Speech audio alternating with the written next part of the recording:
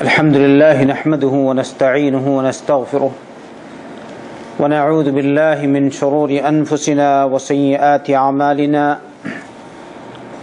من يهده الله فلا مضل له ومن يضلل فلا هادي له وأشهد أن لا إله إلا الله وحده لا شريك له وأشهد أن محمدا عبده ورسوله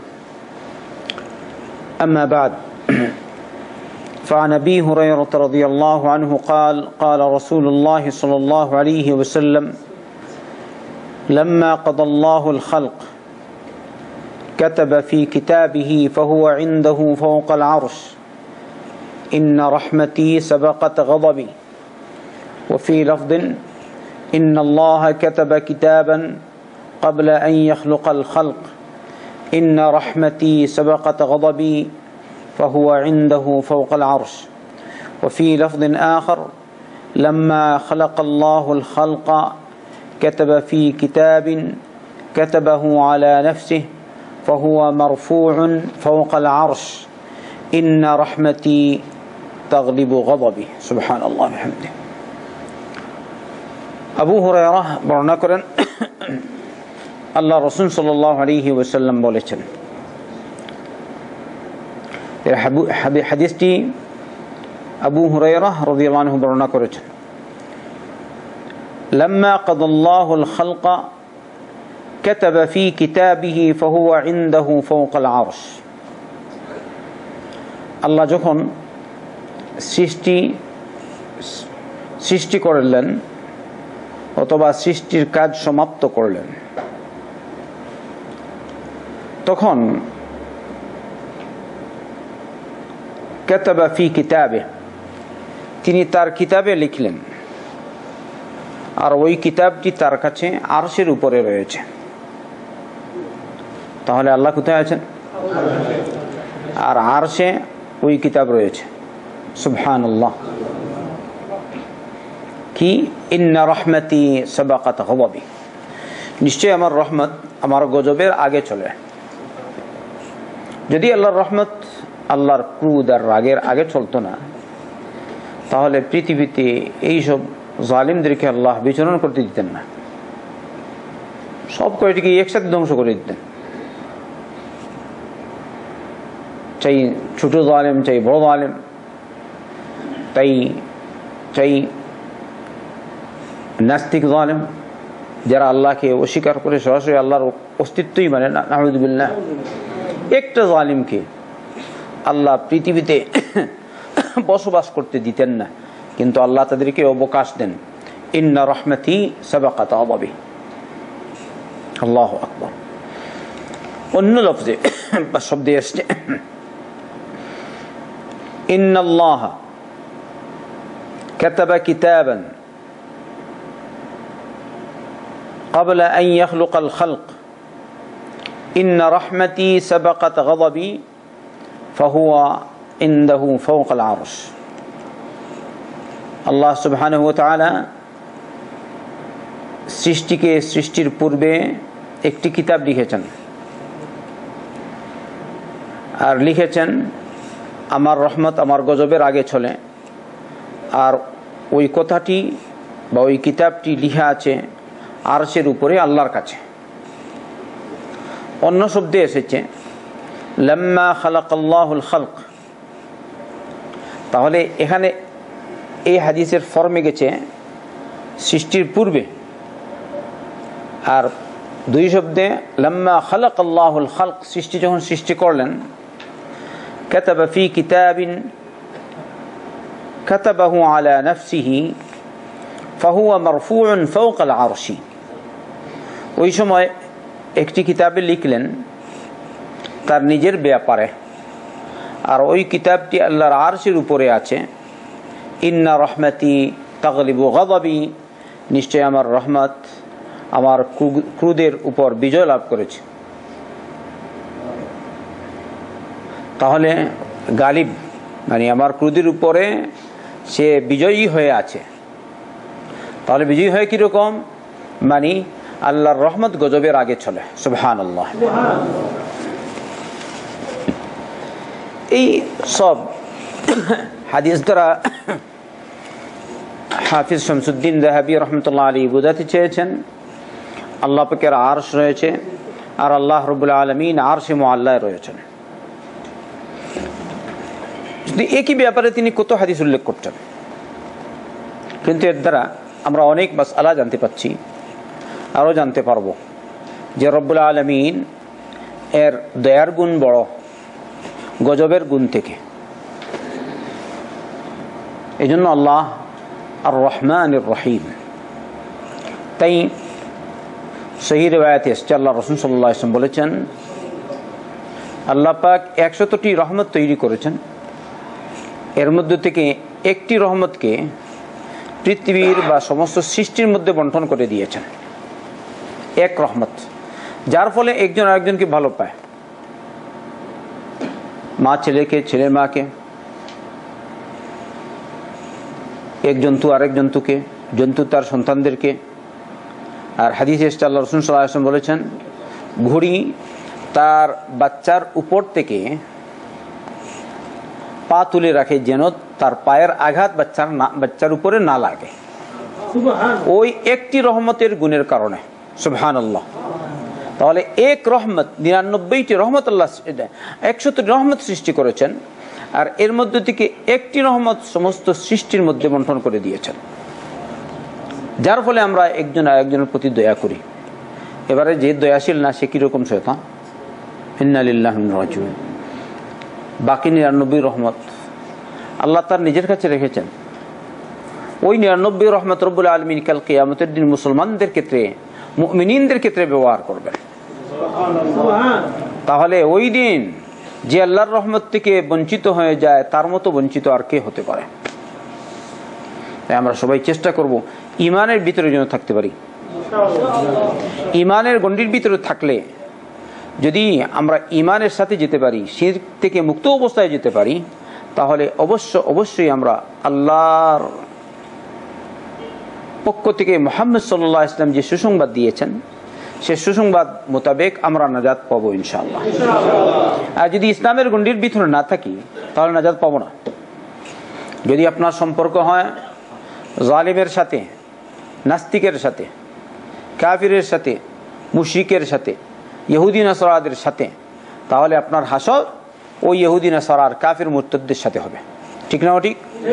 আপনি হজ করলেও হবে না, সালাত পড়লেও হবে না, উমরা করলেও হবে না, মসজিদ মাদ্রাসা বানিয়ে দিলেও হবে না। যদি আপনার সম্পর্ক ওদের সাথে থাকে তাহলে আপনার হাসর ওদের সাথে হবে। আল মারউ মা মান আহাব্বা, যে যার সাথে সম্পর্ক রাখে, যে যাকে ভালো পাবে, সে কিয়ামতের দিন তার সাথেই উঠবে। অতএব আমরা সকলে যেন মুসলমানদের কাতারে থাকি, আর মুসলমানদের মধ্যে থাকবো আহলে সুন্নাত ওয়াল জামাতের কাতারে। আল্লাহ আমাদেরকে তৌফিক দান করুন। এই হাদিসটি শেখ নাসিরুদ্দিন আলবানী রহমতুল্লাহ আলাইহি বলছেন হাদিসুন সহিহ ওয়া বা'দ আলফাযিহি ইনদা আশ-শাইখাইন ওয়াল লাফয আল-আখির লিত-তিরমিযি ওয়া ক্বাদ খারাজতুহু ফি আস-সহিহা ওয়া ফি তাখরিজ আস-সুন্নাহ লিবনি আবি আসিম।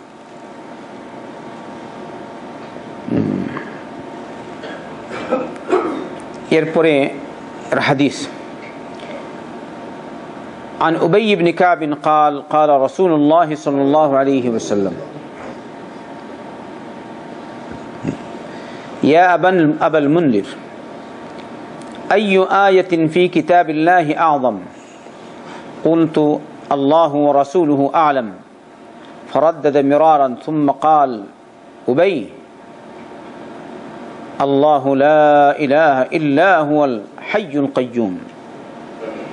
فضرب صدري وقال ليهنك العلم أبا المنذر والذي نفسي بيده إن لهذه الآية لسانا وشفتين تقدم الملك عند ساق العرش. سبحان الله.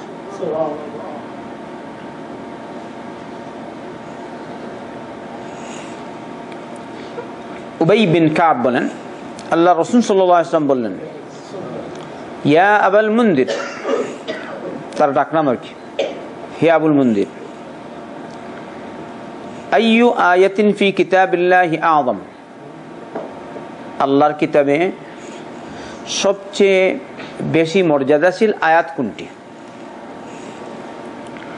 আমি বললাম আল্লাহ তার রাসূল অধিক জানেন। তিনি ওই কথাটি কয়েকবার বললেন। তারপরে উবাই বলে উঠলেন, আল্লাহু লা ইলাহা ইল্লা হুয়াল হাইয়ুল কাইয়্যুম, অর্থাৎ আয়াতুল কুরসি। যখন উবাই বললেন আয়াতুল কুরসি, তখন আল্লাহ রাসূল সাল্লাল্লাহু আলাইহি ওয়াসাল্লাম তার বুকে হাত মেরে বললেন, লিয়াহনিকাল ইলমু আবুল মুনদির, ইলম তোমার জন্য শুভনীয় হোক।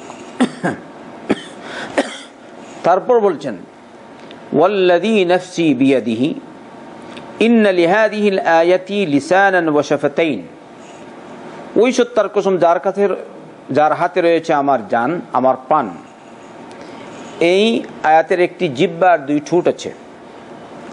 এই আয়াতটি তুকাদ্দিসুল মালিকা ইনদা সাকিল আরশ, আরশের একটি খুঁটির কাছে এই আয়াতটি মালিক অর্থাৎ আল্লাহ রাব্বুল আলামিনের পবিত্রতা বর্ণনা করছে।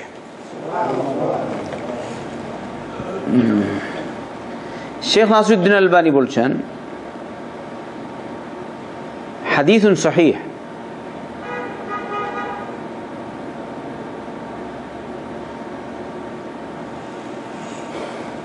তাহলে এখানে হাফিজ শামসুদ্দিন যাহাবী উল্লেখ করলেন, তুকাদ্দিসুল মালিক ইনদা সাকিল আরশ, আরশের এক সাক বা কাণ্ড অথবা খুঁটির কাছে সে আল্লাহর মালিকের, যিনি আসল মালিক, যিনি আসল মালিক আমাদের, তার পবিত্রতা বর্ণনা করছে এই আয়াতুল কুরসি। অতএব আল্লাহ কোথায় আছেন বলেন তো? আরশে। মাশাআল্লাহ। আরেকটি riwayat শুনেন, عن أبي هريرة رضي الله عنه قال قال رسول الله صلى الله عليه وسلم ما طرف صاحب الصور مذ وكل به مستعدا ينظر نحو العرش مخافة أن يؤمر قبل أن يرتد إليه طرفه كأن عينيه كوكبان دريان أخرجه الحاكم وصححه. صاحب الصور সিঙ্গার সাথী অর্থাৎ ইসরাফিল আলাইহিস সালাম, যে ইসরাফিল আলাইহিস সালাম কাল কিয়ামতের দিন সিঙ্গায় ফুঁক দিবেন, তিনি হচ্ছেন সাহিবুস সূর। যেদিন তাকে এই দায়িত্ব দেওয়া হয়েছে যে তিনি সিঙ্গায় ফুঁক দিবেন, তখন থেকে তিনি আল্লাহর আরশের দিকে তাকিয়ে আছেন ওই সিঙ্গা হাতে নিয়ে। সুবহানাল্লাহ। তিনি তার দুই চোখ দিয়ে আল্লাহর আরশের দিকে তাকিয়ে আছেন। তার দুটি চোখ যেন উজ্জ্বল দুটি তারকা। তিনি পলক মারছেন না, চোখের পলক মারছেন না, এমনি তাকিয়ে আছেন। সুবহানাল্লাহ। কেন? তিনি অপেক্ষামান আছেন কোন সময় আল্লাহর আরশ থেকে অর্ডার আসবে, সিঙ্গায় ফুঁক দিয়ে আর সিঙ্গায় ফুঁক দিবে। বলুন সুবহানাল্লাহ। কথাটা বুঝছেন? তিনি অপেক্ষমান ওই সিঙ্গা হাতে নিয়ে কোন সময় আল্লাহর পক্ষ থেকে নির্দেশ আসে, আর ওই সময় তিনি সিঙ্গায় ফুঁক দিবেন। আর দু চিক, হ্যাঁ, চোখে এরকমই বস তাকিয়ে আছেন, পলক মারছেন না। আল্লাহু আকবার। আর কোন কোন রওয়ায়াতে, সহিহ রওয়ায়াতে প্রমাণিত আছে ইসরাফিল আলাইহিস সালাম আল্লাহর আরশ বহনকারী ফেরেশতাদের একজন। সুবহানাল্লাহ।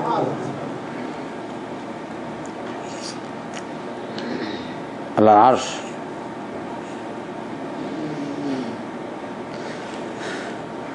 অতএব যেহেতু তিনি অপেক্ষমান আল্লাহর আরশের দিকে তাকিয়ে, তাহলে আরশ নির্দেশ দিবে না আল্লাহ নির্দেশ দিবেন? তাহলে আল্লাহ কোথায় আছেন? আরশে। মাশাআল্লাহ। অতএব আল্লাহ নিচে না উপরে? আকীদা ঠিক করতে হবে। আপনাকে যদি বলা হয় আল্লাহ কোথায়, আপনি বলবেন না আল্লাহ ইধর ইধর, হ্যাঁ আনা ইধার, অনেক লোক এরকম আছে, এরকম বলে কই আল্লাহ, না না বলে চিন্তা ভাবনা করে, আল্লাহ এখানেও আছে এখানেও আছে। আমাকে একদিন এই জায়গায় গত বছর না আগের বছর জানি একটা লোককে প্রশ্ন করলাম, বলতো আল্লাহ কোথায়? হজে যাওয়ার আগে আর কি, দরজে আসে না, অত চক্কর দে, সুযোগ পেয়ে এসে বসো, কিছু শিখো। হয়তো মানুষ বলে হাজিরি দিলেই বস হজ হয়ে গেল। এখানে উদ্দেশ্য হাজিরি না, উদ্দেশ্য হলো মানুষ আসবে সেন্টারে আর উপকৃত হবে, এটা হচ্ছে উদ্দেশ্য। শুধু আপনি আসলেন আর হাজিরি দিলেন, পরে বললেন আমি সবসময় আসি, কতটুকু ফায়দা হলো বলেন তো? কিছু শিখতে হবে কিনা? আকীদাও ঠিক করতে হবে, সালাতও ঠিক করতে হবে, কোরআনও ঠিক করতে হবে। যদি আপনার আকীদা ঠিক হয়, যখন জিজ্ঞেস করা হবে আল্লাহ কোথায়, তখন আপনি বলবেন কি আরশে। হাদিস বুঝলেন তো, আল্লাহ কোথায়? আরশে সুবহানাহু ওয়া তাআলা। বলবেন না আল্লাহ মানুষের মনে। যদি মানুষের মনে হয় তাহলে পৃথিবীতে কতটা মন? যদি বলে প্রত্যেকটা মুমিনের অন্তরে আল্লাহ, তাহলে কয়টা মুমিন আছে আর কয়টা আল্লাহ আছে? সবাই বলুন নাউযু বিল্লাহ। আমার কথা বুঝে আসছে? আল্লাহ কয়জন? এবারও যদি মানুষের মনে যদি আল্লাহ থাকে, তাহলে তোমার মনে যেটা ওর মনে ওইটা না বেশ কম হওয়ার কথা? বলেন আপনারা, বেশ কম হওয়ার কথা নাকি? যদি বলে না না সবাই এক, তাহলে সব যদি এক হয় তাহলে আল্লাহ তো সবার মনেই আছে, তাহলে ও মরলে ও কেন মরবে? ও মরবে না, আমিও মরবো না, কেউ মরবে না, কিয়ামত পর্যন্ত কেউ মারা যাবে না। আচ্ছা, আর কিয়ামত কেন? আবাদুল আবাদ কেউ মারা যাবে না, যেহেতু প্রত্যেক মুমিনের মনেই আল্লাহ আছে। সবাই বলি নাউযু বিল্লাহ। তাহলে আল্লাহ মানুষের মনে না আর সে মহল্লায়? এজন্য এই আকীদা ঠিক করতে হবে।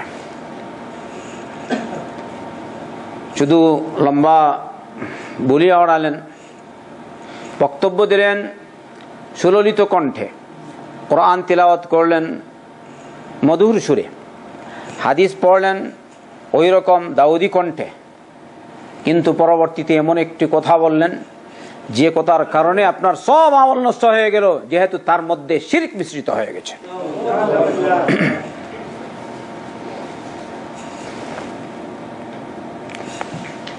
কণ্ঠশিল্পী অনেকই রয়েছে, গায়ক গায়িকা অনেক আছে, কণ্ঠ সুন্দর। তাই আসল উদ্দেশ্য কণ্ঠ সুন্দর হওয়া না, আসল উদ্দেশ্য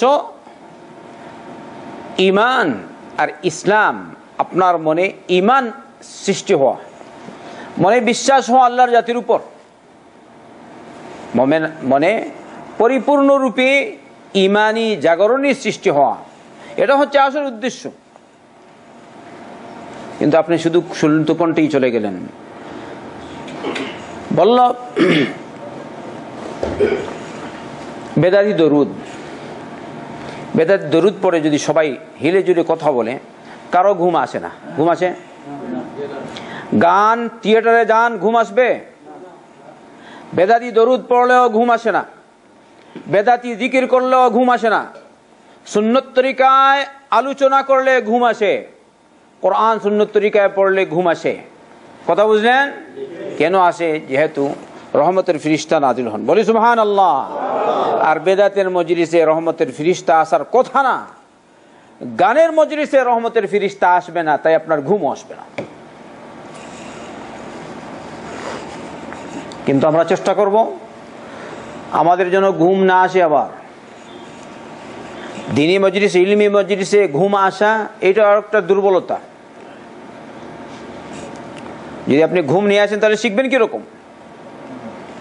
বলে দেয়া হয়েছে একটা গুরুত্বপূর্ণ কথা, আপনারা শুনলেন একদম লাস্ট কথা, আগের কথা শুনলেন না, পরে কথা একদম বিগড়ে দিলেন, পরে গিয়ে বললেন দর্শে এরকম বলা হয়েছে। এরকম করে কিনা? অনেক সময় এরকম হয়, সে ঘুমায়নি, আমার দিকে তাকিয়ে আছে, যিনি দর্শ দিচ্ছেন তার দিকে সে তাকিয়ে আছে, কিন্তু তার মন চলে গেছে অন্য জায়গায়। আমার কথা শুনেনি, কিছুটা শুনেছে কিছুটা শুনেনি। আঁকা বাঁকা করে শুনেছে, এরকম এরকম করে শুনেছে, কিছুই বুঝতে পারেনি, বুঝলো উল্টা। কি বুঝেছে? উল্টা। ওই যে বলেছিল উল্টা সমঝিলে রাম, উল্টা সমঝিলে, এরকম উল্টা বুঝেছে। আর আপনারা বুঝলেন কিরকম উল্টা সমঝিলে?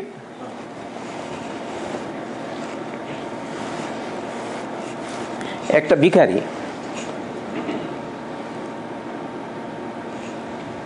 ভিখারি রাস্তায় বসে, বাংলাদেশ আপনারা জানেন, বাংলাদেশ ইন্ডিয়া সব জায়গায় ভিক্ষুক পাওয়া যায়।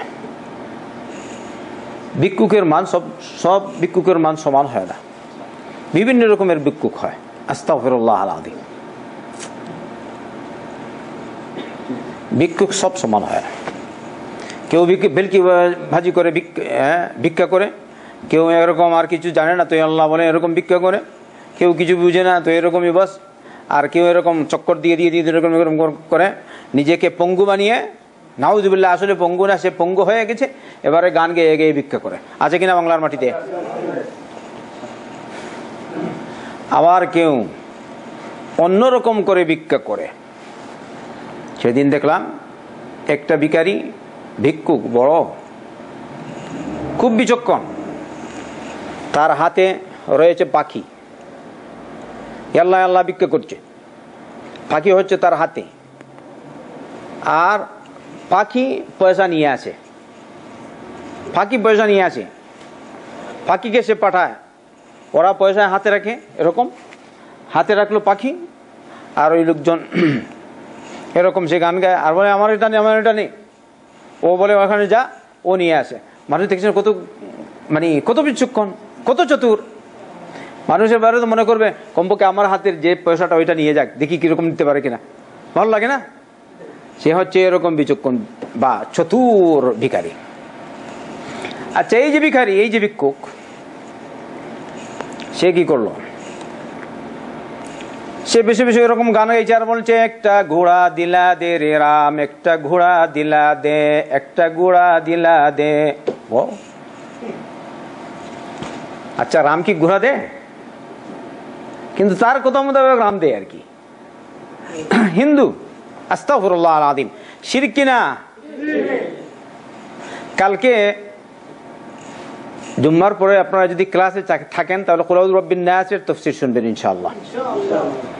সবাইকে আহ্বান করছি আগামীকালের জুম্মার পরের দর্শে অংশগ্রহণ করার জন্য, উপকৃত হবেন বেশি ইনশাআল্লাহ তাআলা। শুনেন, সে বলছে একটা ঘোড়া দিলা দে, এসি যে একটা ওসি দিল তাকে এরকম বাড়ি একটা, তার ওই চাবুক দিয়ে, উঠ। বলছে কি হয়েছে জাহাপনা বা এরকম? ও বলছে আমার ওই দিকে একটা ঘোড়া আছে, ওখানে ওই ঘোড়ার বাচ্চাটা ওখানে নিয়ে দিয়ে আস। হ্যাঁ, এখন কি করবে? আবার উঠলো, বলছে ওখানে এরকম হাঁটিয়ে হাঁটিয়ে নিয়ে যাবে? বলছে না, ও বলছে কাঁধে তুল, তারপরে নিয়ে যা, ছোট একটা বাচ্চা, আর কি করবে এটা? এবারে বলছে কি, উল্টা সমঝিলে রে রাম, উল্টা সমঝিলে। সবাই বলি নাউজুবিল্লাহ। এটা কিচ্ছা মিথ্যা কেচ্চে কাহিনী বললে মানুষের ঘুম আসে না, নিয়ম মতো চললে ঘুমে চলে আসে। আচ্ছা, এবারে যখন ইয়ে করে হাতে বাড়ি দেয়, এবারে বলছে উল্টা সমঝিলে রাম, উল্টা সমঝিলে। আমি বললাম এমন ঘোড়া আমি চাই যে ঘোড়ায় চড়ে আমি যাব, এবারে ঘোড়া আমার উপরে চলছে, তাহলে রাম উল্টা বুঝিল না? তো এই কথা হচ্ছে, দর্শে বসলে ঘুমাতে নাই, দর্শে বসলে মন বাংলাদেশে যেতে নাই, ইন্ডিয়ায় যেতে নাই, দর্শে বসলে রুমে যেতে নাই, মন রাখবে সাথে। তন মন নিয়ে যদি দর্শে বসে তাহলে ইনশাআল্লাহ প্রত্যেকটা মানুষ উপকৃত হবেই হবে।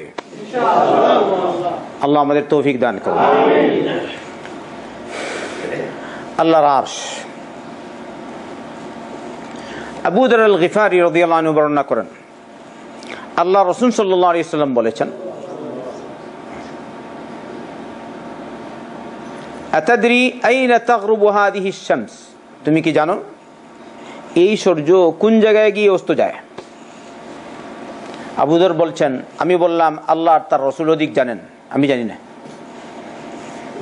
তখন নবী করিম সাল্লাল্লাহু আলাইহি ওয়াসাল্লাম বললেন, এই সূর্যটি যায়, যেতে যেতে সে আল্লাহর আরশের নিচে গিয়ে আল্লাহর কাছে, আল্লাহর আরশের নিচে গিয়ে সিজদায় পড়ে যায়, আর আল্লাহর কাছে আবার উঠার, উদিত হওয়ার জন্য অনুমতি চায়। তখন আল্লাহ তাকে অনুমতি দেন, আবার সে উঠে। শেষ পর্যন্ত হাদিস। এই জায়গায় কি বলা হয়েছে? আল্লাহর আরশ আছে কিনা? লা ইলাহা ইল্লাল্লাহ। আচ্ছা, আমরা যে সিজদা করি, কাকে সিজদা করি বলেন? আল্লাহ আরশে মুআল্লায় রয়েছেন, আমরা আল্লাহর উদ্দেশ্যেই সিজদা করি, অন্য কোনো সৃষ্টিকে সিজদা করি না, অন্য কোনো ব্যক্তির উদ্দেশ্যে সিজদা করি না, আরশকেও সিজদা করি না, লৌহকে সিজদা করি না, কুরসিকে সিজদা করি না, কোনো সৃষ্টিকে না, মুহাম্মদ রাসূলুল্লাহ সাল্লাল্লাহু আলাইহি ওয়াসাল্লামকে না, জিবরিল আলাইহিস সালামকে না, ইসরাফিল আলাইহিস সালামকে না, মালাকুল মউত আলাইহিস সালামকে না, কোনো ফেরেশতা, কোনো নবী, কোনো রাসূল, কোনো সৃষ্টিকে না, সিজদা করি একমাত্র আল্লাহকে। বলুন কাকে? আকীদা ঠিক আছে? এই সিজদা একমাত্র আল্লাহর জন্য হবে। যদি আমরা এই সিজদা পৃথিবীতে আল্লাহরই উদ্দেশ্যে করে থাকি, তাহলে কাল কিয়ামতের দিন যখন রব্বুল আলামিন আমাদের সামনে আসবেন, তার পা মুবারক আমাদের সামনে পেশ করবেন, তখন আমরা তার পা মুবারক দেখে আমরা সবাই সিজদায় পড়ে যাব ইনশাআল্লাহ।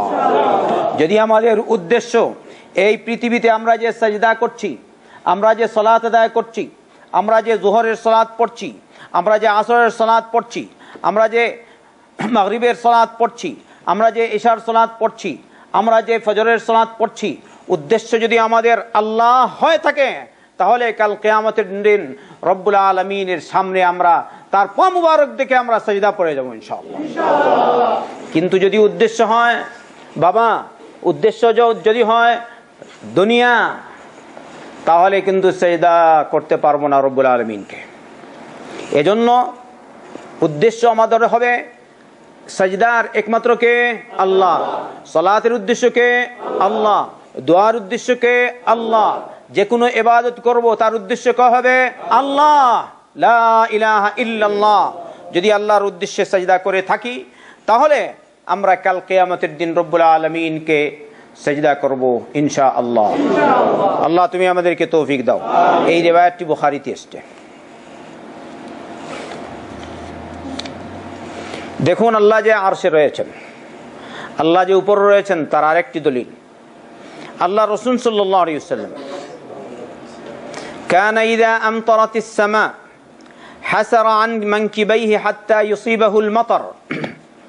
যখন আসমান থেকে বৃষ্টি পড়ত, তখন নবী করিম সাল্লাল্লাহু আলাইহি ওয়াসাল্লাম, অর্থাৎ সর্বপ্রথম যখন বৃষ্টি হতো, মৌসুমে প্রথম বৃষ্টি, তখন নবী করিম সাল্লাল্লাহু আলাইহি ওয়াসাল্লাম তার দুই কাঁধ মুবারক খুলে দিতেন, অর্থাৎ কাপড় সরিয়ে দিতেন, আর ওখানে বৃষ্টির পানি পড়ত। কিন্তু আমাদের অনেকেই এই সুন্নত জানে না। সুন্নত হলো কি, যখন প্রথমে মৌসুমের শুরুতে বৃষ্টি হয়, ওই সময় আপনার শরীরে আপনি বৃষ্টির পানি লাগাবেন, উপর থেকে বৃষ্টি পড়বে। তো আল্লাহ রাসূল সাল্লাল্লাহু আলাইহি ওয়াসাল্লাম এরকম করতেন, আর বলতেন ইন্নাহু হাদিসু আহদিম বিরাব্বিহি। এই বৃষ্টিটা এইমাত্র তার রবের পক্ষ থেকে এসেছে, সুবহানাল্লাহ, নতুন করে এসেছে। এই জন্য আমি চাই বৃষ্টি আমার উপর পড়ুক, কারণ রহমত। সুবহানাল্লাহ বিহামদিহি। তাহলে এই সুন্নতের উপর আমরা আমল করব ইনশাআল্লাহ। এই মৌসুম চলে গেছে, পরবর্তী মৌসুম, ঠিক আছে? আমি কিন্তু আমল করেছি, আল্লাহর শুকর, আলহামদুলিল্লাহ। আপনারা সবাই এই সুন্নতের উপর আমল করার চেষ্টা করবেন।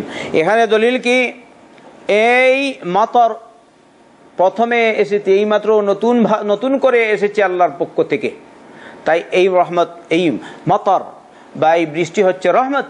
আমি চাই আমার শরীরের জন্য সর্বপ্রথম পড়ে, সুবহানাল্লাহ।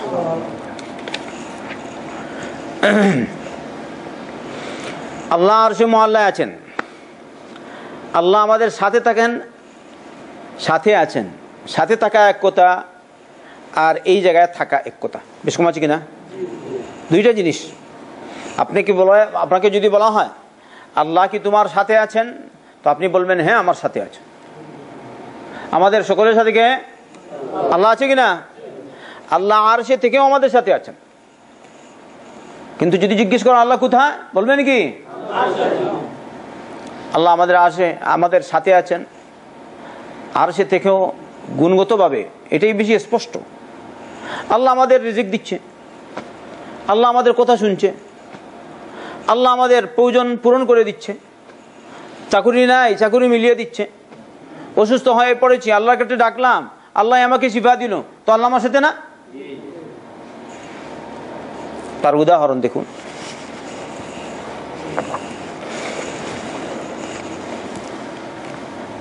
চন্দ্র কত উপরে? উপরে না নিচে?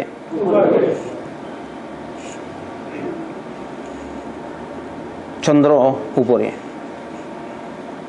সূর্য উপরে।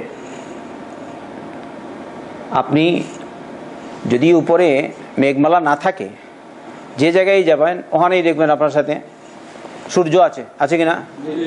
যেখানে যাবেন ওই জায়গায় কি আছে? চন্দ্র আছে। কিন্তু চন্দ্র তো উপরে,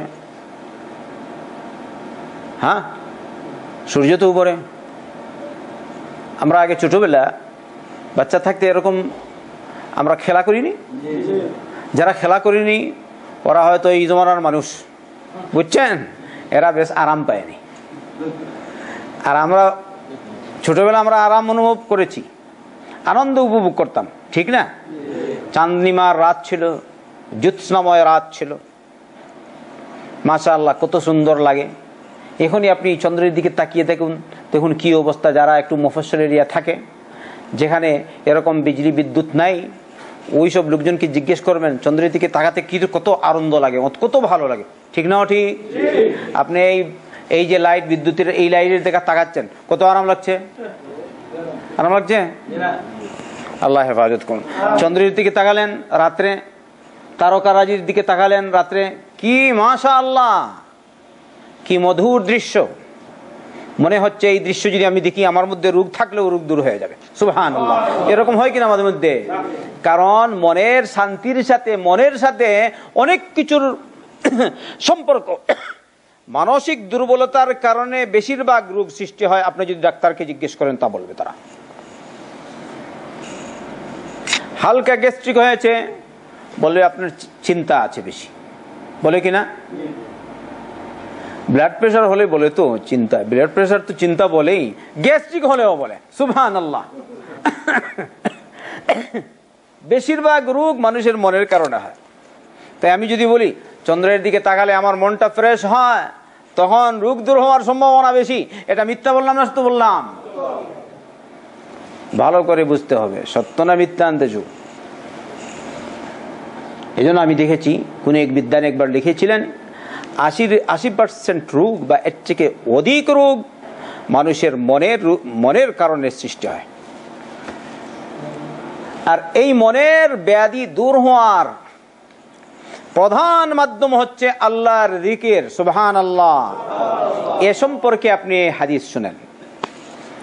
عن أبي هريرة رضي الله عنه قال قال رسول الله صلى الله عليه وسلم يقول الله عز وجل أنا عند حسن ظن عبدي بي وأنا معه حين يذكرني فإن ذكرني في نفسه ذكرته في نفسي وإن ذكرني في ملأ ذكرته في ملأ خير منهم وإن اقترب إلي شبرا اقتربت إليه ذراعا وإن اقترب إلي ذراعا اقتربت إليه باعا وإن أتاني يمشي أتيته هرولة। আমার বান্দা আমার সাথে যেরকম ধারণা করবে সেরকমই আমি তার সাথে আচরণ করি। আপনি যদি ভালো ধারণা রাখেন আল্লাহর ক্ষেত্রে, তাহলে আল্লাহ আপনার ধারণা পূরণ করে দেবে। আর যদি আপনার ধারণা হয় অসৎ, লা হাওলা ওয়ালা কুওয়াতা ইল্লা বিল্লাহ। তাই কখনো কোনো বান্দা, কোনো ভাই, আমিও না আপনিও না, আল্লাহর ক্ষেত্রে যেন আমরা বদধারণা না করি, সবসময় যেন ভালো ধারণা করি। কি বলেন? বলুন ইনশাআল্লাহ। আনা ইনদা হুসনি যান্নি আবদি বি, আমার বান্দা আমার সাথে যে ভালো ধারণা করে ওই হিসেবে তার সাথে আমি থাকি। ওয়া আনা মাআহু হিনা ইয়াযকুরুনি, সে যখন আমার জিকির করে, আমার কথা বলে অথবা আমার কথা স্মরণ করে, তখন আমি তার সাথে থাকি। সুবহানাল্লাহ। ফাইন যাকারানি ফি নাফসিহি যাকারতুহু ফি নাফসি, সে যদি তার মনে মনে তার নফসে আমার জিকির করে, নিজে নিজে আমার কথা স্মরণ করে, তাহলে আমিও নিজে নিজে তার কথা স্মরণ করি। সুবহানাল্লাহ। আর সে যদি ওয়াইন যাকারানি ফি মালাইন যাকারতুহু ফি মালাইন খায়রিম মিনহুম, আর সে যদি কিছু সংখ্যক মানুষকে নিয়ে আমার কথা আলোচনা করে, তাহলে যে মজলিসে বসে সে আমার কথা আলোচনা করছে, আমি তার কথা তার মজলিসের থেকে উত্তম মজলিসে আমি তার কথা আলোচনা করি। আজকে এখানে আমরা বসে আছি, আল্লাহর কথাই তো বলছি না? সুবহানাল্লাহ। কতটা হাদিস শুনলেন? আউট গেছে নাকি একটাও? সব তো আল্লাহর ব্যাপারই। সুবহানাল্লাহ। আমরা আল্লাহর কথাই আলোচনা করছি, তাহলে আল্লাহর ফরমান মোতাবেক এটাকে বলা হয় হাদিসে কুদসি। আল্লাহ রাব্বুল আলামিন আমাদের কথা আরশে মুআল্লায়, ওখানে যেসব ফেরেশতা রয়েছেন ওদেরকে নিয়ে আমাদের কথা আলোচনা করছেন। বিশ্বাস থাকা উচিত, যেভাবে হাদিসে এসছে ওইসবই ইনশাআল্লাহ বিশ্বাস করলাম। আবার বিশ্বাস আছে? এরপরে বলছেন ওয়াইন ইকতারাবা ইলাইয়া শিবরান ইকতারাবতু ইলাইহি যিরাআন, সে যদি আমার দিকে 1 বিঘত পরিমাণ এগিয়ে আসে, আমি তার দিকে 1 প্রকোষ্ঠ পরিমাণ এগিয়ে যাই, 1 যিরা পরিমাণ। আর সে যদি আমার দিকে 1 যিরা বা 1 প্রকোষ্ঠ পরিমাণ এগিয়ে আসে, আমার কাছে আসে, তাহলে আমি তার দিকে 1 বা পরিমাণ, সম্পূর্ণ হাত এতটুকু পরিমাণ তার দিকে এগিয়ে যাই। সুবহানাল্লাহ। প্রায় 2 হাত। ওয়াইন আতানি ইয়ামশি আতাইতুহু হারওয়ালাতান, আর সে যদি আমার কাছে হেঁটে হেঁটে আসে, আমি তার দিকে দৌড়ে দৌড়ে আসি। হাদা হাদিসুন সহিহ। হাফিজ শামসুদ্দিন যাহাবী রাহমাতুল্লাহ আলাইহি করে বলেছেন এই হাদিসটি সহিহ। আর হাদিসটি সহিহ হবে না কেন? শেখ নাসিরুদ্দিন আলবানী বলছেন কুলতু আখরাজাহুল বুখারী ওয়া মুসলিম ওয়া আহমদ ওয়া সাহাহু তিরমিজি ওয়া লাহু ফিল মুসনাদ, শেষ পর্যন্ত। বুখারী মুসলিমের হাদিস। হাদিস সহিহ কিনা? আল্লাহু আকবার। এই জায়গায় হাফিজ শামসুদ্দিন যাহাবী একটা কথা বলেছেন ফীহি তাফরীকু বাইনাল কালামিন নাফসি ওয়াল কালামিল মাসমূ', فهو تعالى متكلم بهذا وبهذا، وهو الذي كلم موسى تكليما وناداه من جانب الطور وقربه نجيا। سبحان الله। এই হাদিসের মধ্যে রয়েছে 2 রকমের কালাম। একটা হচ্ছে আল্লাহ তা নিজে নিজে মনে মনে কথা বলেন, বুঝছেন তো? যদি মনে মনে বলে ওই হিসেবে তার নফস যেভাবে আছে, হাদিসে আসছে নফস মনের কথা নাই, নফসে নিজে নিজে কথা বলেন ভিতরে ভিতরে। আর আরেকটা আছে ওয়াল কালামিল মাসমূ', এমন কথা বলেন যেটা শোনা যায়। হাদিসে এরকম বলা হচ্ছে না? তাহলে আল্লাহ, আমরা যদি আল্লাহর কথা মনে মনে বলি, আল্লাহ বা নিজে নিজে বলি, আর নিজে নিজে আমরা মনে মনে বলবো, তাই না? আর আল্লাহ ওই সময় আমাদের কথা নিজে নিজে আলোচনা করেন, নফসে তার নফসে আলোচনা করেন। মন বলবো না, নফস শব্দ এখানে আবার কথা আছে আরেকটা, এই জন্য নফস বলাই ভালো যেভাবে এসছে। আচ্ছা, সামনে আসেন। আর যদি আমরা মানুষকে সামনে নিয়ে তার কথা আলোচনা করি, তখন রব্বুল আলামিন আমাদের এই মজলিসের চেয়ে উত্তম মজলিসে তিনি আমাদের কথা আলোচনা করেন। তাহলে যদি রব্বুল আলামিন যাদেরকে নিয়ে কথা বলছেন ওদেরকে যদি কথা না শুনান, তাহলে ওরা বুঝতে পারবে তার কথা? তাহলে একটা হচ্ছে আল কালামুন নফসি আর আরেকটা হচ্ছে আল কালামুল মাসমু'। রব্বুল আলামিন উভয় কালাম করেন, বলেন সুবহানাল্লাহ। কিন্তু কোন এক গোষ্ঠী আছে তারা মানতে চায় না, তারা বলে উদ্দেশ্য কালাম বলতে আল্লাহ যেটা মনে মনে বলে। এজন্য হাফিজ শামসুদ্দিন যাহাবী রাহমাতুল্লাহ আলাইহি ওই দলের জবাব দিলেন, বলেন এটা না, হাদিসটি ভালো করে বুঝো তোমরা, আমি ওই দলকে বেদাতি বলবো না। যদি অনেক উলামা বেদাতি বলেন, আমি বলবো ওরা যদি স্বেচ্ছায় বুঝেও যদি না বুঝার বাহান ধরে তাহলে বেদাতি, আর যদি বুঝে না, তাদের কাছে স্পষ্ট হয় না, তাহলে সেই অবস্থায় তাড়াতাড়ি আমরা বেদাতি বলবো না। তাইলে যারা বুঝেও বুঝেনি ওদের ক্ষেত্রে ওইটা প্রযোজ্য যে ওরা বেদাতি, ওরা মানতে চায় না আল্লাহ যে কথা বলেছেন সুবহানাল্লাহ, এটা যে আল্লাহর কালাম, সরাসরি আল্লাহর কালাম, এটা মানতে চায় না, ওই বেদাতি। লা হাওলা ওয়ালা কুওয়াতা ইল্লা বিল্লাহ। আল্লাহ সরাসরি কথা বলেছেন, ওই জায়গায় আল্লাহ ফেরেশতাদেরকে নিয়ে কথা বলেন, আলোচনা করেন আমাদের কথা, ফেরেশতারা শুনবে কিরকম বলেন তো? যদি আল্লাহ সরাসরি কথা না বলে তাহলে ফেরেশতা শুনবে? তাহলে আল্লাহ কথা বলে সুবহানাল্লাহ। আল্লাহর কালাম এটা আমাদের কাছে কালামুল্লাহ, লা ইলাহা ইল্লাল্লাহ। আপনি দেখুন হাফিজ শামসুদ্দিন যাহাবী রাহমাতুল্লাহ আলাইহি বলছেন রব্বুল আলামিন উভয় কালাম করেছেন, যেটাকে আমরা মনে মনে কালাম বলি, কিন্তু হাদিসে কি আছে কালাম নফসি, তার নফসে কথা বলেছেন। আর যেভাবে আমরা নিজেরা কথা বলি ওইটাও অনেক সময় আমরা মনে মনে কথা বলি কিনা, সংকল্প কি করব কিনা, এটা মনে মনে কথা। আর ওইটা কোনটা কথা, যেটা কথা বললাম, আমি আপনার সাথে কথা বলছি, আপনি আমার সাথে কথা বলছেন, এটা হচ্ছে কথা। উভয় কালাম করেছেন রব্বুল আলামিন। এজন্য আল্লাহ সুবহানাহু ওয়া তাআলা মূসা আলাইহিস সালামের সাথে সরাসরি কথা বলেছেন। কথা বললেন কিনা? এই যে কোরআনে কারীম আছে, সূরা তাহার শুরুতে, ঘটনা বলবো না,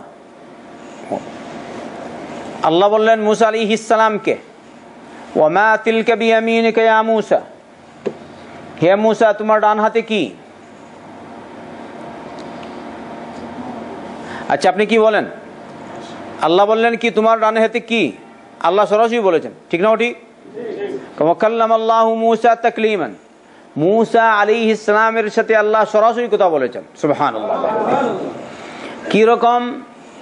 অর্থাৎ কথা সরাসরি, কথা শুনতে পাচ্ছেন পর্দার আড়াল থেকে, সরাসরি তো আল্লাহকে দেখেনি, এই জন্য বলছি কথা হচ্ছে সরাসরি। মা তিলকা বিয়ামিনিকা ইয়া মূসা, এটা কি? ক্বালা হিয়া আসাই আতাওয়াক্কাউ আলাইহা ওয়া আহুশু বিহা আলা গনামি ওয়া লিয়া ফিহা মাআরিবু উখরা, এটা আমার লাঠি, এই লাঠি দিয়ে, লাঠির উপর ভর করে আমি চলি, আমার বকরির জন্য আমি পাতা ঝাড়ি, এছাড়া আমার আরো অনেক কাজ আছে। আল্লাহ বললেন একটা, তিনি উত্তর দিলেন তিনটা, বলেন সুবহানাল্লাহ। আল্লাহ কয়টা বললেন?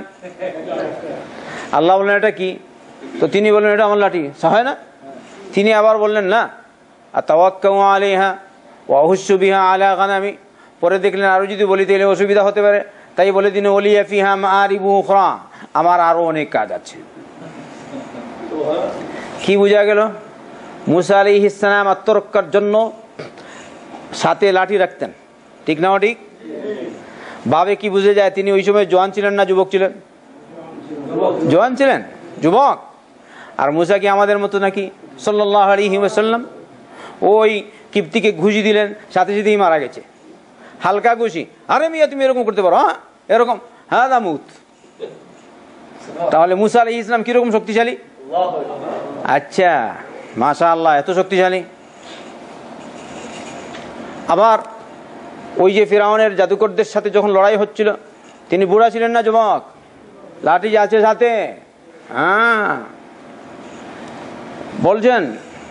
আচ্ছা আছি আবার কোথায়, হালকা বেশ লম্বা করবো না এটা, বললেন আল্লাহ, ওয়ামা তিলকা বিয়ামিনিকা ইয়া মূসা ক্বালা হিয়া আসায়া আতাওয়াক্কাউ আলাইহা ওয়া আহুশশু বিহা আলা গনামি ওয়া লিয়া ফিহা মাআরিবু উখরা। মূসা, এটা কি তোমার ডান হাতে? আমার লাঠি। আরো আমি এর উপর ভর করে চলি। আর কি? একসাথে তিনি বলছেন, আমার বকরির জন্য আমি পাতা ঝাড়ি। তাহলে বকরির কেন বললেন? কারণ তিনি বকরি চড়াতেন। সুবহানাল্লাহ। স্পষ্ট হচ্ছে কিনা? যত আম্বিয়া একরাম আলাইহিমুস সালাম এসেছেন সবাই বকরি চড়াতেন। তাহলে কাজ করা এটা লজ্জার ব্যাপার না, কাজ করা এটা হালাল কামাইয়ের জন্য, এটা হচ্ছে ইজ্জতের ব্যাপার। সত্য না মিথ্যা? হালাল কামাইয়ের জন্য এদিক সেদিক ঘোরা, বিদেশ সফর করা, সৌদিতে আসা, অথবা অন্য কোথাও যাওয়া, অথবা দেশেই একজন আরেকজনের বাড়িতে কাজ করা, ব্যবসা বাণিজ্য করা, এগুলা কিনা দোষের কথা নয়, বরং গুণের কথা। সমস্ত আম্বিয়া একরাম আলাইহিমুস সালাম কাজ করেছেন। আর কি বললেন? তিনি আরো অনেক কাজ করি, ওয়ালিয়া ফিহা মাআরিবু উখরা।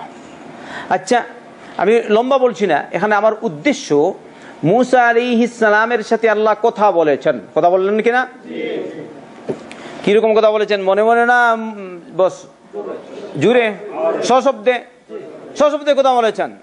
তাহলে মূসা আলাইহিস সালাম আল্লাহর সাথে কথা বললেন, আল্লাহ মূসা আলাইহিস সালামের সাথে কথা বলেছেন। ওয়াকাল্লামা বলছেন, ওয়াহুয়াল্লাযী কাল্লামা মূসা তাকলীমান। আল্লাহু আকবার। ওই আল্লাহ মূসা আলাইহিস সালামের সাথে সরাসরি কথা বলেছেন। সুবহানাল্লাহ।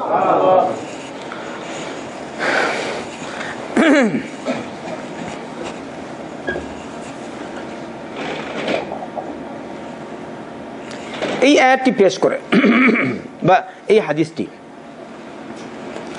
হাদিসটি পেশ করে তিনি একথাই বুঝালেন, আল্লাহ রাব্বুল আলামিন আরশে মুআল্লায় আছেন, আল্লাহ নিচে না। ইজ্জত উপরে উঠলে না নিচে নামলে? ইজ্জত হয় উপরে। যদি ইজ্জত হতো নিচে, তাহলে সব করে ইজ্জত বেশি হতো।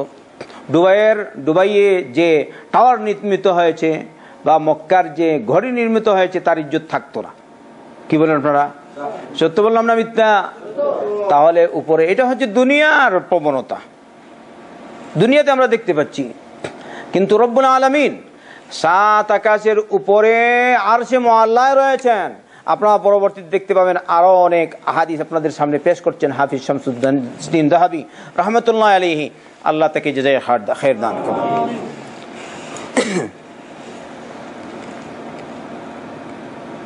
তাই আমরা এই হাদিস থেকে পেলাম, আমরা মনে মনে জিকির করলে আল্লাহ আমাদের কথা মনে মনে আলোচনা করেন, নিজে নিজে আলোচনা করেন, তার নফসে আলোচনা করেন। আর যদি একসাথে মিলেমিশে আমরা জিকির করি, আমরা যেভাবে এর থেকে উত্তম মজলিসে, অর্থাৎ ফেরেশতাদের মজলিসে রব্বুল আলামিন আরশে মুআল্লায় আমাদের কথা আলোচনা করেন। সুবহানাল্লাহ। আবার আমরা যদি একটি এগিয়ে যাই এক বিগত পরিমাণ, তাহলে আল্লাহ এক জিরা পরিমাণ এগিয়ে যান। হ্যাঁ, এই হচ্ছে জিরা। সাধারণত আমরা এটা প্রকোষ্ঠ বলি। আর এক প্রকোষ্ঠ পরিমাণ যদি কেউ আল্লাহর দিকে এগিয়ে যায়, তাহলে রব্বুল আলামিন এক বা পরিমাণ, বাঘ হইতে একদম আঙ্গুলের শুরু থেকে নিয়ে এতটুকু হচ্ছে বা পরিমাণ, 2 হাত পরিমাণ আল্লাহ এগিয়ে আসেন। আর যদি আমাদের কেউ হেঁটে হেঁটে যায়, রব্বুল আলামিন হারওয়ালা মানে দৌড়ে দৌড়ে রব্বুল আলামিন আমাদের দিকে আসেন। এবারে কথা হচ্ছে আল্লাহ কিরকম দৌড়ে দৌড়ে আসে, ওই হ্যাঁ না, আমরা বলবো এগুলোর ব্যাখ্যা করব না, যেভাবে আছে ওইভাবে আমরা বিশ্বাস করবো। কথা বুঝছেন? কারণ আল্লাহ কিরকম আসেন ওইটা আমাদের প্রয়োজন না, যেভাবে আসছে হাদিসে ওইভাবে আমাদেরকে মানতে হবে। অতএব আহলুস সুন্নাত ওয়াল জামাআতের আকীদা, যেভাবে হাফিজ শামসুদ্দিন যাহাবী, হাফিজ ইবনে কাসীর রাহমাতুল্লাহ আলাইহি, কোরআন সুন্নাহর অনুসারী যারা, তারা উল্লেখ করেছেন, যেভাবে এসেছে কোরআন এবং সুন্নাহ ওইভাবেই আমরা মানি। এতে আমরা বিকল্প অর্থ গ্রহণ করি না বা অন্য অর্থ গ্রহণ করি না। তাই আসুন আমরা সবাই সহিহ আকীদা ঠিক করে আল্লাহর দিন মানার চেষ্টা করি। মুহাম্মদ রাসূলুল্লাহ সাল্লাল্লাহু আলাইহি ওয়াসাল্লামের তরিকায় আল্লাহ আমাদেরকে তৌফিক দান করুন। আল্লাহুম্মা ইগফির লানা ওয়া লিওয়ালিদিনা ওয়া লিজামিআল মুসলিমিন আল আহইয়াই মিনহুম ওয়াল মাইয়িতিন বিরহমাতিকা ইয়া আরহামার রাহিমিন। আল্লাহ তুমি আমাদেরকে মাফ করো, আমাদের মা বাবাদেরকে মাফ করো, আমাদের আত্মীয়স্বজনদের মাফ করো, দুনিয়ার সমস্ত মুসলমানদের মাফ করো। আয় আল্লাহ, আজকে আমাদের এক ভাই জামাল সে আমাকে আজকে সকালে কল দিয়ে বললো আমার আম্মা মারা গেছেন। আল্লাহ তুমি তার আম্মাকে মাফ করো, আল্লাহ তুমি তার আম্মাকে মাফ করো, আল্লাহ তুমি তার আম্মাকে মাফ করো। আয় আল্লাহ, আমাদের আম্মা আব্বা কে তুমি মাফ করো, যারা মারা গেছেন আল্লাহ তুমি তাদেরকে জান্নাতুল ফিরদৌস দান করো। আয় আল্লাহ, তুমি তাদেরকে মাফ করো, কবর আযাব থেকে মাফ করো, জাহান্নামের আযাব থেকে মাফ করো। আল্লাহ তুমি তাদেরকে জান্নাতুল ফিরদৌস বাসীদের অন্তর্ভুক্ত। আর যারা জীবিত আছেন আম্মা আব্বা অথবা দুইজনের একজন, আল্লাহ তুমি তাদেরকে হায়াতে তয়্যিবা দান করো। আয় আল্লাহ, তুমি আমাদের মা বাপকে আমাদের উপর সন্তুষ্ট রাখো, খুশি রাখো, আর তুমি আমাদের উপর খুশি হয়ে যাও। আল্লাহ আল্লাহ দুনিয়ার সমস্ত মুসলমানদেরকে মাফ করো। আয় আল্লাহ, মুসলমানদের ঈমান আমলের হেফাজত করো, মুসলমানদের দ্বীনের হেফাজত করো, মজলুম মুসলমানদের উদ্ধার করো, জালিমদেরকে পকড়াও করো, দুনিয়ার মুসলমানদেরকে এক করো, নেক করো। আয় আল্লাহ, দুনিয়ার মুসলমানকে এক করো, নেক করো, দুনিয়ার মুসলমানকে এক করো, নেক করো, কুরআন সুন্নাহ অনুযায়ী আমল করার তৌফিক দান করো। রব্বানা আতিনা ফিদ দুনিয়া হাসানাহ ওয়া ফিল আখিরাতি হাসানাহ ওয়া কিনা আযাবান নার। আল্লাহুম্মা সাল্লি ওয়া সাল্লিম ওয়া বারিক আলা নাবিয়্যিনা মুহাম্মদ ওয়া আলা আলিহি ওয়া সাহবিহি আজমাইন।